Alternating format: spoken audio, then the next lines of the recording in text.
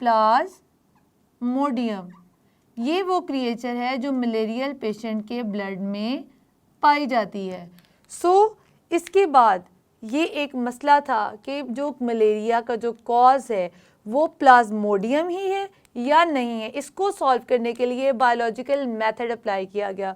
तो biological method के लिए सबसे पहले जो ऑब्जर्वेशन थी वो ये थी कि marshy water and malaria have some relation. ये फर्स्ट ऑब्जर्वेशन थी कि जो मार्शी वाटर है और मलेरिया है, इन दोनों के दरमियान जो है वो कोई ना कोई रिलेशन है, ये किसी तरह से एक दूसरे से इंटरकनेक्टेड हैं। जो दूसरी ऑब्जर्वेशन थी वो ये थी, drinking marshy water does not cause malaria. ये सेकेंड ऑब्जर्वेशन थी कि drinking marshy water does not cause malaria, कि जिन लोगों ने मार्शी वाटर को पिया था उनको मलेरिया नहीं हुआ।